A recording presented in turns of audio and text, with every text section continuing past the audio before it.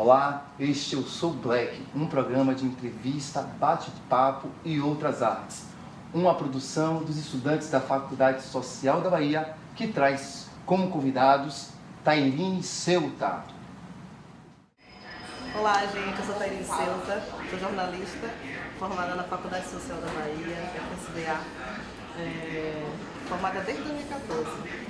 Iniciei minha carreira no jornal NASA, em seguida no Diário Municipal, onde eu era fotógrafa. Já fiz de tudo um pouco, né? Repórter de rua, fotógrafa, produtora, energia, e apresento também um quadro na TV Arapuã, que é o Com Sabor. É um quadro tão independente, foi criado por mim e eu penso em seguir carreira, claro, jornalista gastronômica, viajando por aí, saboreando, experimentando, descobrindo coisas novas. É o que eu curto fazer. Enquanto isso, ficamos aqui no jornalismo diário. Hoje em dia eu produzo o QPP, Primeiro Neto, que é um dos programas de maior audiência, né, daqui da casa e de toda a Bahia. Um projeto que eu tenho agora, que é totalmente independente, é o Com Sabor, né? O Com Sabor, onde eu visito alguns lugares, alguns restaurantes, converso com chefes, faço algumas entrevistas, todas voltadas para a gastronomia. Então é um projeto assim, que eu quero seguir nele. Minha intenção é dar continuidade à minha carreira seguindo essa linha gastronômica. E jornalismo aliado ao entretenimento sempre. É isso que eu quero seguir. Juliana Dias. Meu nome é Juliana Dias, eu sou jornalista, formada em Comunicação Social com habilitação em jornalismo pela Faculdade Social da Bahia. Me formei no ano de 2010 e desde então venho atuando com a comunicação, sobretudo a comunicação social e a comunicação voltada para os direitos humanos. Já tive experiência com redação de jornal durante mais de um ano e meio. Trabalhei no Jornal à Tarde, tenho atuado bastante com assessoria de imprensa e após um mestrado que eu estou concluindo, né, que eu fiz na Universidade Nacional de La Plata, na Argentina, estou me especializando mais em redes sociais, que inclui Twitter, Instagram, Facebook, e também com a gestão da comunicação de todo o Neugibá. Minhas pretensões como jornalista é seguir atuando, né, com essa comunicação, tornando ela cada vez mais plural, né, e que ela possa atingir cada vez mais as pessoas, e com a comunicação que ela seja cada vez mais fidedigna, né, aos acontecimentos, aos fatos, ainda mais hoje em dia diante de tanta fake news.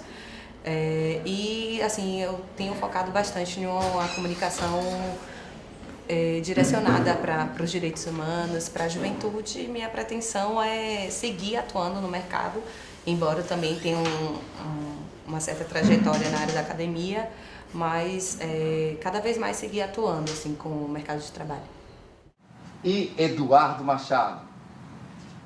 Sou Eduardo Machado, sou articulador político e comunicador na Agência de Comunicação do Subúrbio, no projeto Juventude Negra e Participação Política. A minha rotina de trabalho é muito nessa linha mesmo da formação política. A gente trabalha com a teoria pedagógica da educação pela comunicação. Então a minha função aqui é justamente educar com as ferramentas da comunicação. Então eu utilizo o áudio, né, o vídeo, né, os textos jornalísticos, para impor, né, ou fazer um processo de formação coletiva, né, que a gente possa fazer a monitoria das políticas públicas, que é o que o projeto aqui ele exige, né, de uma forma geral. Bom, as minhas pretensões enquanto jornalista, né, eu pretendo montar um blog, né, para tratar de questões raciais, né, não tem um nome ainda, mas isso é só ideias, né, ideias que vão se tornar um sonho ainda. Além de montar um blog, né, eu pretendo, né, fazer alguma carreira profissional em algum veículo impresso. Então eu gosto muito do que eu faço. Eu me formei no ano de 2013 na Faculdade Social da Bahia, né, lá eu já atuava como educador, né, então foi algo que a faculdade ela me ajudou, né, a fomentar novas ferramentas para esse processo da educação. Então eu acredito que fazendo isso aqui que eu faço, né, eu estou construindo novos laços, estou construindo novas ferramentas para o combate ao racismo. Estereótipos e invisibilidade na mídia são apenas uma face da estrutura que apaga e silencia a negritude. É preciso falar de apropriação cultural. Os meus olhos coloridos me fazem refletir. Yeah. Eu estou sempre na minha e não posso mais fugir. Meu cabelo enrolado, todos querem imitar. Todo mundo baratinado, também querem enrolar. A atriz Isabela Santoni postou uma foto no Instagram em que ela aparece com o cabelo trançado. Uma seguidora não gostou muito e escreveu: muito fácil ter estilo afro, sendo branca e nunca ter que passar por todos os preconceitos sociais que pessoas negras passam por assumir o mesmo estilo. Diante disso, vocês como comunicadores e jornalistas, o que acham dessa questão da apropriação cultural? Negro não pode alisar cabelo e branco também não pode usar turbante? Apropriação cultural, né? É um tema que, de fato, tem tomado os debates, sejam nas redes sociais, quanto na mídia como um todo. E apropriação cultural é quando um grupo dominante utiliza símbolos, signos de um grupo que é subalternizado para determinados fins. Então, assim, quando você tem, por exemplo, até a própria música, né? Tem cabelo duro, sarará crioulo, meu cabelo enrolado, todos querem imitar. Assim, você tem várias pessoas que utilizam símbolos da cultura negra, da negritude, mas, no entanto, na hora de se assumir negro diante de situações que são comuns na vida de pessoas negras e que são referentes à discriminação, ninguém quer se assumir negro.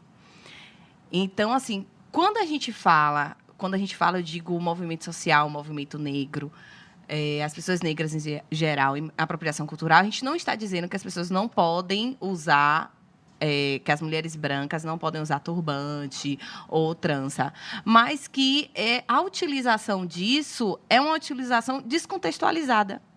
É uma utilização que não para pensar, por exemplo, que existem mulheres negras que, quando usam turbante, são discriminadas. Muitas delas são discriminadas. A gente já viu muitos casos, inclusive na mídia, de mulheres que são hostilizadas porque estão usando turbante.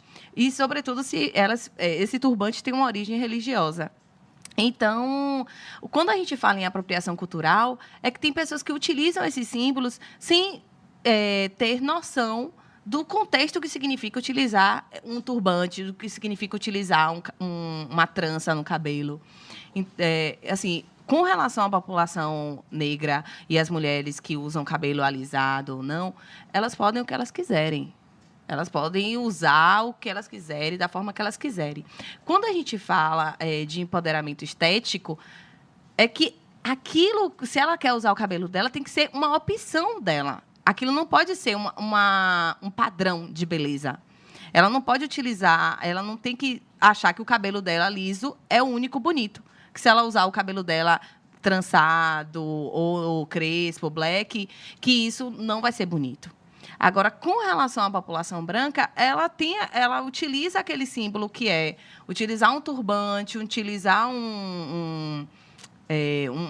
uma trança. No entanto, na hora que você pergunta para essa pessoa qual é a sua opinião sobre as cotas raciais, aí ela vai dizer, eu sou contra, porque eu acho que está dando... Então, assim, que contexto é esse? Você utiliza o signo por uma questão estética, de moda ou de visibilidade, uns likes no Instagram, nas redes sociais, mas na hora de discutir a raiz desse sistema racista que atinge a população negra, as pessoas se eximem de sua responsabilidade.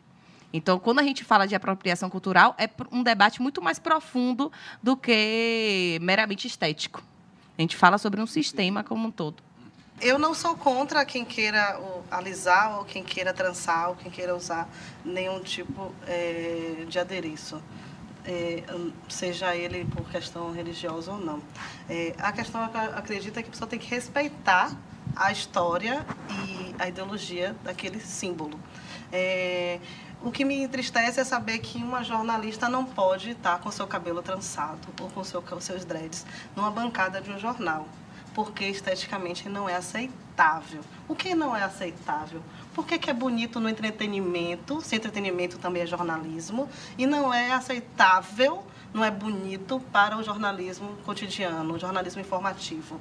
Se tudo é informação, se tudo é jornalismo, por que a gente absorve melhor que aquela apresentadora use seus dreads numa matéria sobre moda, uma matéria sobre maquiagem, mas por que não ela indo à rua fazer uma matéria, mesmo que seja sobre o buraco na rua, ela não vai passar credibilidade por conta do cabelo dela?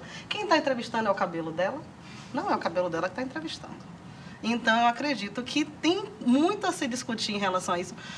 O que Ju falou tem total razão, até porque se a gente não bater de frente com essa apropriação, as pessoas nunca vão se questionar dessa forma. Aceitamos de um lado, mas não aceitamos do outro. Por que não passa a credibilidade? Quem disse isso?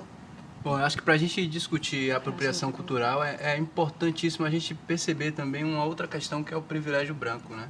Acho que é importante a gente observar isso. Porque quando a gente fala de apropriação cultural, não, vocês estão questionando porque as pessoas estão usando, né, o turbante, porque as pessoas estão usando uma conta, né, de candomblé, porque as pessoas botam, né, uma camisa, né, enfim, étnica, relacionada a alguma coisa racial.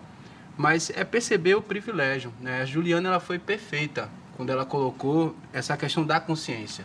Porque a mulher negra, ela pode sim alisar o cabelo, contanto que ela tenha a consciência que ela é negra, a consciência da descendência dela, que é o que nos falta na maioria das vezes. A maioria das mulheres negras, ela alisam o cabelo por negar sua identidade, porque o padrão midiático, o padrão político e o padrão que rege a sociedade de um modo geral, passa pra gente que para você ser bonito, você tem que ter o cabelo liso, você tem que ter o narizinho bem afiladinho, né? E por preferência, você tem que ter a pele clara.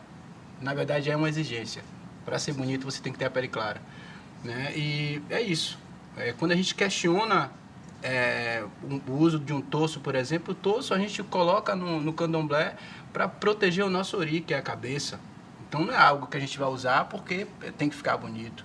Não, tem um contexto religioso ali, é uma obrigação que a gente faz ali. Claro que isso acaba sendo algo do cotidiano da população negra. Então, colocar um torso para ir no mercado, colocar um torso para ir no shopping, isso integra, né? Faz parte. Agora, é um outro ser que não tem essa consciência, que inclusive nega tudo isso, né? Nega essa representação social desse ser. E aí você bota um torso, você bota uma conta e sai do jeito que quer, eu acho que é pensar. Acho que a questão não é proibir, mas é a forma com qual é usada, a forma com qual é legitimada, né? Pegando o exemplo muito aqui de Salvador, da Bahia, né? Muita gente adora Saulo, eu também adoro ele cantando, ele é um ótimo cantor, mas ele ganha dinheiro em cima de uma apropriação estética negra. O dinheiro que ele ganha, a bolada que ele coloca na conta dele é muito mais, inclusive, do que o Ilhaí, que é um grupo ancestral, que está ali, uma organização preta que se organizou, mas que ganha quase 25% do bônus que ele ganha quando ele vai fazer um show. Então, quando a gente coloca a apropriação cultural, é nesse sentido, é dizer, olha, isso aqui, a gente, para usar isso, né, houve uma resistência imensa. Eu apanhei, né, pessoas morreram. E hoje você usa como enfeite. Entendeu? Para que botar... Imagina você pegar uma conta que é algo tão sagrado, né, do candomblé, e você usar de qualquer jeito. Uma coisa que para você utilizar, você tem que passar por uma reza, para você utilizar, você tem que fazer certos preceitos. Tem todo um ritual, entendeu? Né? E a pessoa bota lá no pescoço, vai, bebe, come água. Então, isso é algo que é errado. Quando você se usa com a consciência, é outra coisa, né? É o que eu sempre digo para as minhas educandas e os meus educandos lá no subúrbio. Olha, gente, eu não proíbo que vocês alisem o cabelo, eu nem tenho esse direito de proibir vocês. De impor também, entendeu? Sobre o outro que deve ser feito. Você entende? Né? Porque eu acho que você retira a liberdade da pessoa Isso. de ser o que ela quer ser. Eu também fico assim meio discutindo por que eu vou ter que dizer que negro tem que andar do jeito que tem que ser. Eu acho que você retira da pessoa o direito de que eu me vejo bem assim, eu me sinto melhor dessa forma. Mas a questão, Zé, é que a gente não tem escolhas. O branco, ele tem escolha para alisar o cabelo, entendeu? E ele vai ser bem visto sempre. A gente não tem escolha. Ou você alisa o seu cabelo, ou você não é aceito. Na verdade, as nossas famílias, de berço, a gente já aprende isso, né? Vem cá, pentear esse cabelo, arrume, passar, passar, né? Aquela agonia toda. Então, eu acho que, para além disso tudo, é um lugar de fala mesmo, né? Eu acho que o que mais que as pessoas não percebem é esse lugar de fala, né? Que na verdade, é carregado de vivências, carregado de diversas questões para você compreender isso, né? Então, só quem vive, só quem sente na pele é quem vai saber por que está questionando o uso de um turbante, o uso de um... Verdade. Entendeu? E eu acho assim que a gente até tem que ultrapassar já aquele discurso, né, do Black is Beautiful, né, do negro é lindo. A gente tem que passar desse discurso, porque há 40 anos atrás a gente tinha primeiro essa questão da valorização estética, inclusive para que a Irmandade Negra ela se reconhecesse. Então a gente tem que passar. E isso eu digo diversos setores da sociedade. Porque se a gente for parar para pensar, inclusive na mídia, um dos grandes destaques que você vê, por exemplo, que os protagonistas são negros, que é um programa de negro, que eu não estou criticando, mas eu estou querendo que a gente avance mais nesse tema. Porque a gente vê sempre estar relacionado ao negro, à cultura, ao esporte. Você vê isso nas matérias nas matérias impressas, nas matérias... Quando tem carnaval, quando tem grandes festas populares, você vê o negro como protagonista da história. Mas se você vai passar para outros debates, política, economia, agricultura, os debates mais profundos, você não vê a participação do negro, inclusive como fonte, inclusive como protagonista, você não vê. Você sempre vê, cultural, esporte, no máximo. Estratégica, né? Como um vice. Isso, que leva à apropriação cultural. Aquela coisa, né, do samba, do futebol e do carnaval, né? É o que é vendido enquanto identidade negra e é o que se mantém. Obrigado, galera. Agora a nossa plateia tá doida para falar. Vamos lá, né? Meu nome é Bárbara Souza, sou professora de jornalismo aqui da Faculdade Social, também coordenadora do curso de Que jornalismo. luxo. Uma alegria ter vocês aqui com a gente. Eu tenho algumas perguntas, mas que vou fazer começar por uma. Assim. Vocês, como jornalistas, que tipo de prática ou abordagem que vocês identificam na imprensa baiana, particularmente, que vocês consideram equivocadas, né, no tratamento do tema da população negra ou do tema racismo, e no outro extremo, que tipo de prática ou abordagem vocês consideram positiva e importante para colaborar com esse processo de mudança cultural que a gente precisa ter nesse país, que durante mais de 300 anos escravizou negros. O que mais me incomoda é a abordagem policial, principalmente todo dia. Quando o negro ele é preso, ele é mais um negro preso e ele deve ser tratado da forma mais ofensiva e ríspida possível. Não se tem nenhum tipo de tato nem respeito. Quando um branco é preso, é todo um questionamento de como vai abordar, de como vai falar, se pode ou não mostrar. Eu acredito que o tratamento deveria ser igual e correto dos dois.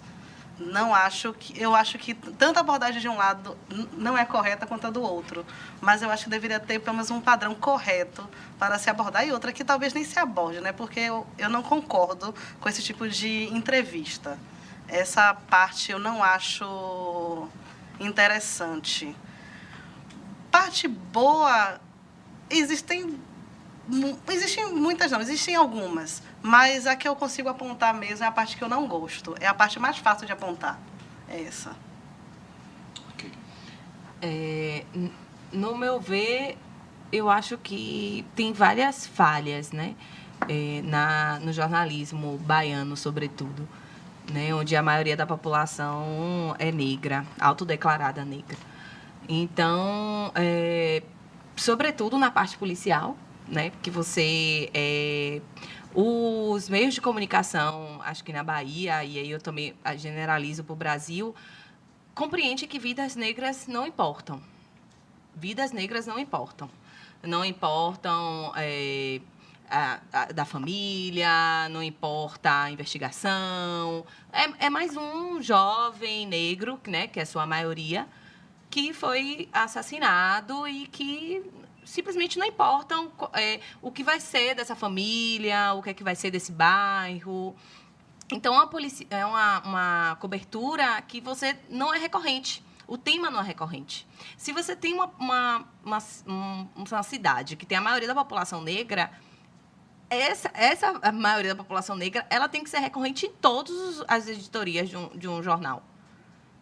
Ele tem que ter esse recorte na cultura, tem que ter esse recorte na agricultura, na economia, nos direitos humanos, em todas as questões, porque tudo permeia. A gente fala sobre um jornalismo étnico-racial, uma imprensa negra, porque a gente também fala, sobretudo, dessa produção que vem do jornalismo, né, geralmente de comunicadores negros, e que tem esse olhar.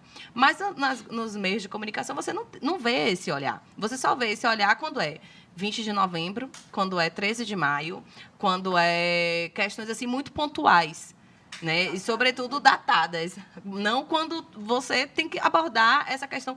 Por que a maioria da população negra morre diariamente? Eu até estava lendo uma reportagem recente sobre o caso daquele jovem que estava roubando frutas e que foi assassinado, né, um restaurante famoso daqui de Salvador, conhecido, e que simplesmente depois não se tratou mais sobre esse assunto. Foi um dos casos, assim, dentre tantos outros que ocorre diariamente, mas um caso envolvendo um restaurante que o próprio proprietário deu depoimento dizendo que não mudou em nada. O faturamento, o atendimento, a procura pelo restaurante não mudou em nada. Então, ou seja, é um exemplo de que essa vida não importa, porque você não vê reportagens sobre isso. Não é querendo fazer um tipo de hierarquia de opressão, mas você vê casos que as vítimas são pessoas brancas tendo muito mais visibilidade do que as pessoas negras. E qual é o tipo de visibilidade que é dado nesse sentido? Não existe uma problematização, é apenas um fato. Se noticia, se é uma questão das comunidades quilombolas, se noticia isso e não se problematiza, não se aprofunda no tema. A gente, infelizmente, o jornalismo, ao meu ver, cada vez mais se torna cada vez mais raso.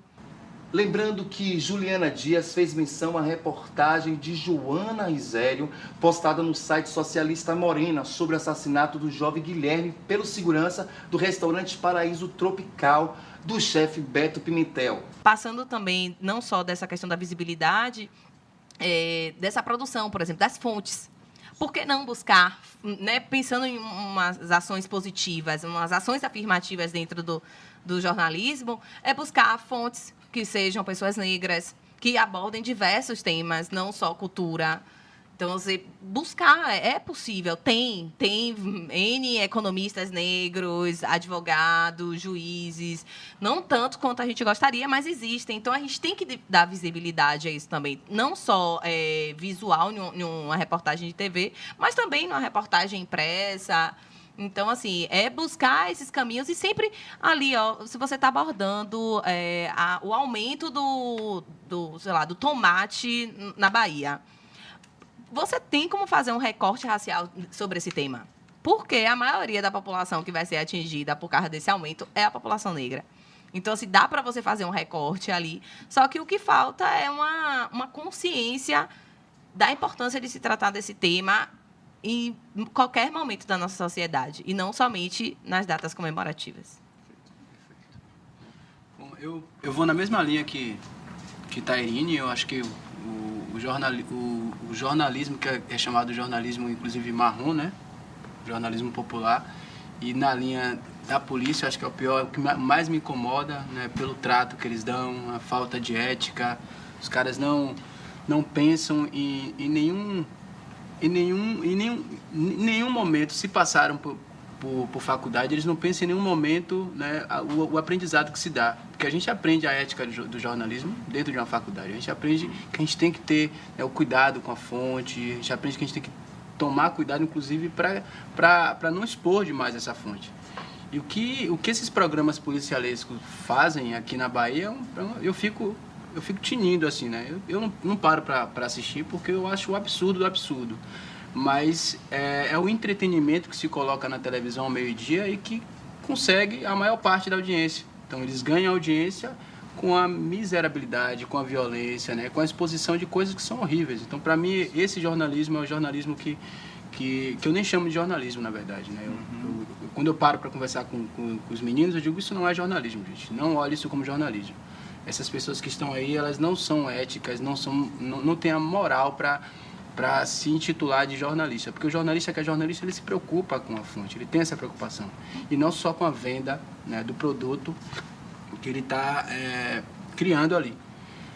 Mas eu fico muito feliz também quando eu vejo que a mídia alternativa, a imprensa alternativa, ela vem crescendo de uma forma absurda. E aqui em Salvador, aqui é um dos polos, né? A gente tem o Correio Nagô, tem o Portal Solteira Preta, enfim, tem uma diversidade de mídia alternativa que dá o recado, né? E é o que eu acredito muito, assim. Eu acho que o jornalismo, assim como na década de 50, né, ele evoluiu, ele sai do rádio e vai para a TV.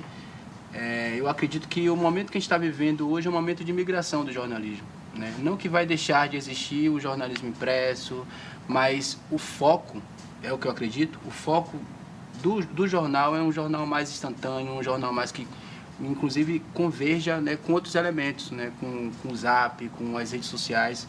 E eu fico feliz porque eu me percebo e pautando, e vejo outras pessoas pautando muito mais pelas redes do que por esse jornal empresarial, né, que se preocupa muito mais em vender do que em passar, né, a informação com todo esse serviço aí que a gente sabe que deveria ser, né, de interesse público. A gente sabe que não é, né? Na verdade, a minha visão para o jornalismo baiano é uma visão muito crítica, assim. Eu vejo empresas, né, várias empresas aqui que não fazem o jornalismo, fazem um jornaleco de empresa mais. A galera não se preocupa em investigar, em ir atrás de fonte, né? Então, na primeira delegacia que veio, conversa com o primeiro policial, o primeiro agente público e ali tá ótimo. Então, acho que o jornalismo é muito mais profundo do que isso. Então, foi isso que me trouxe, inclusive, para essa profissão, né? E eu não quero perder isso. Não quero perder isso de forma alguma. A plateia ainda tem mais perguntas. Vamos falar agora com... Yasmin Aguirre, eu sou estudante daqui da faculdade do 3º semestre. E a gente vem percebendo nas redes sociais que Tia Má, ela vem falando muito sobre racismo, até porque ela sofreu e sofre vários ataques.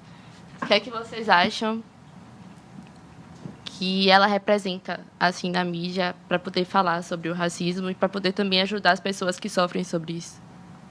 O humor é a melhor ferramenta para... O humor, que é o que Maíra Azevedo usa, a Tia Má usa, é uma das maiores ferramentas para atingir um maior número de pessoas. Porque sorrir todo mundo gosta.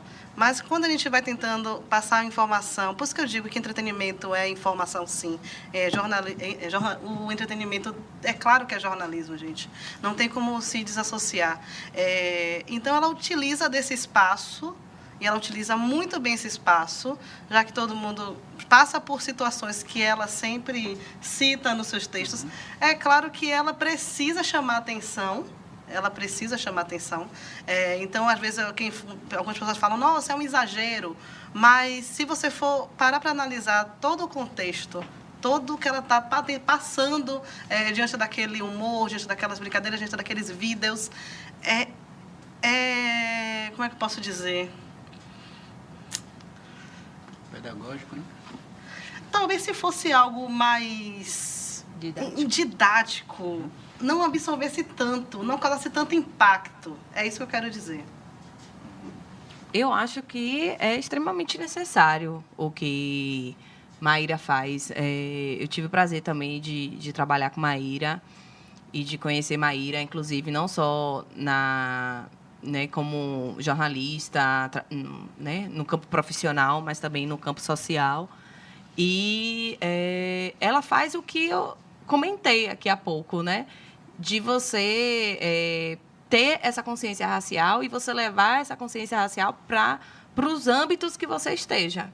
né? E no caso, ela que se tornou uma pessoa pública, ela utilizar essa visibilidade que ela tem para dar visibilidade às nossas demandas, às denúncias, né, sobretudo com relação à violência às mulheres negras. Então, assim, ela utiliza esse espaço de uma maneira primorosa, que é falar sobre autoestima, que é falar sobre os canais e os meios de denúncia, que é falar sobre relacionamentos abusivos, e sempre tendo nesse viés um recorte racial, que é também o seu lugar de fala e é uma realidade do qual muitas mulheres vivem. Então, assim, eu acho sensacional o trabalho que ela vem fazendo. Eu acho que precisamos de mais mulheres negras como ela ocupando esses espaços, né, tanto de visibilidade na parte do entretenimento, como também em outros espaços de política, que é o que nós estamos precisando. Então, assim, eu acho primoroso o trabalho que ela vem fazendo de denúncia e de trazer, como eu falei, de trazer a questão racial para todos os nossos âmbitos da nossa vida, porque não ser uma pessoa racista em uma sociedade racista é uma desconstrução que a gente tem que fazer diariamente. Então, assim, é uma fala que a gente faz, é uma observação, é um local que a gente está, por exemplo, e por essa visibilidade que os esses programas policialescos dão, por exemplo, e de marginalização da população negra, da juventude negra, que faz, por exemplo, com que muita gente, quando você está em um ponto de ônibus ou que você está caminhando e vê um jovem negro, a pessoa praticamente sai correndo. Então, assim, isso é uma forma de racismo. Então, assim, né, porque ele é negro, assim, você vai ser assaltado em qualquer situação, independente se a pessoa for branca ou negra. Só que a gente tem que entender que se você sai correndo ou se você atravessa a rua só porque você está vendo um jovem negro, você já está pressupondo que ele ali é um marginal. E isso é uma forma de racismo. Então, assim, essa desconstrução a gente tem que ter diariamente. Vão ter momentos que a gente vai inclusive a gente que debate isso cotidianamente, a gente, às vezes, também temos que nos desconstruir, porque a sociedade racista ela é tão perversa que ela coloca na sua cabeça, enraiza nas suas ações, nas suas atitudes, que às vezes a gente nem percebe. Então, a desconstrução para você ser colaborar com a sociedade cada vez menos racista, ela é diária. E isso a gente tem que trazer para todos os âmbitos da nossa vida. E eu acho que ela faz isso perfeitamente. Então, eu concordo plenamente. Maíra, ela faz um papel exponencial para a comunidade negra, no que tange a questão da formação e da informação, né? Eu acho que é o que está migrando hoje. Influenciador digital é muito o que acontece hoje em dia nas redes sociais, e ela utiliza dessa influência que ela tem digitalmente para incentivar, né, passar a mensagem para outros irmãos e irmãs. Então, eu acredito que essa é uma função, né? Como o Malcolm coloca, né? A gente tem que dominar por todos os meios necessários, né? Pelo YouTube, pelo Facebook. Quanto mais influenciadores digitais que pautem a questão racial, melhor. Porque a gente vai ter menos racista no mundo. Eu tenho absoluta certeza. Para encerrar, falem um pouco dos desafios que vocês enfrentam para defender a sua alma black e deixe um recado para a galera da Soul. Essa luta não vai parar aqui, né? É longa, bote longa nisso. Eu estou no comecinho dela. Eu espero continuar bastante, eu espero poder representar muito ainda. Eu espero poder ajudar muita gente. Espero poder ser espelho também, né? Eu acho que isso que deixa a gente mais motivado. Não desista, continue com o seu sonho. Seu sonho vai se realizar, só vai depender de você e das pessoas ao nosso redor. Porque, assim, como o Ju falou, eu não posso ser contra. É claro que eu sou a favor. É claro que a gente precisa, sim, desse tão conquistado benefício e tão pouco que ele é. Porque é um coletivo. Então, assim, olhe para você e pense sempre coletivo, porque você não está sozinho. Ok. Juliana Dias? Acho que eu já falei tanto. Mas... Manda um recado hoje. Mas assim, meu recado é como Tairine falou. A gente sabe que não é fácil viver em uma sociedade racista, sendo um homem e mais ainda sendo uma mulher negra.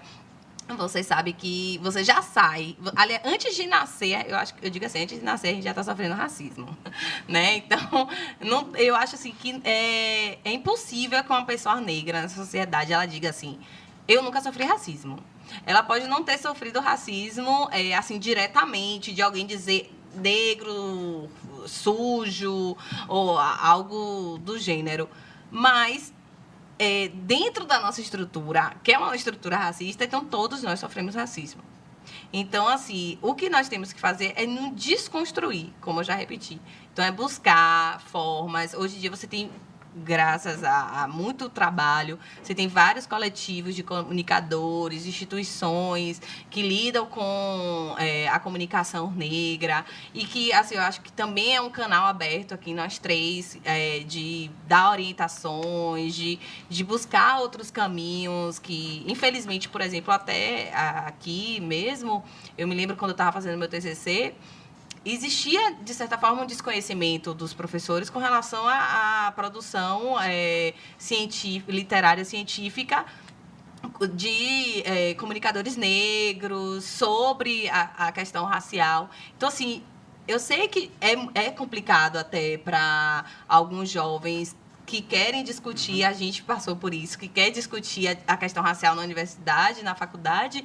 Às vezes é difícil porque não tem caminhos, não tem meios, né, que nos ajudem mesmo a dar uns caminhos, inclusive de literatura, de bibliografia. Então, assim, podem procurar a gente, porque, né, a gente vai dar dicas, caminhos.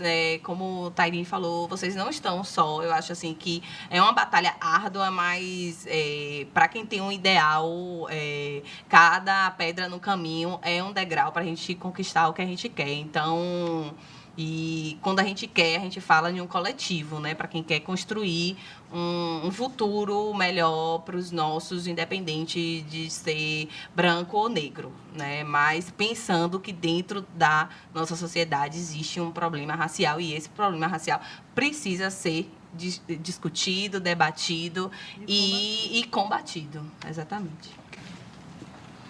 Então, primeiro agradecer, na verdade, à faculdade, né? Parabenizar a faculdade. Isso mostra o quanto a faculdade ela vem se preocupando com a temática racial, né, com o relacionamento de seus estudantes.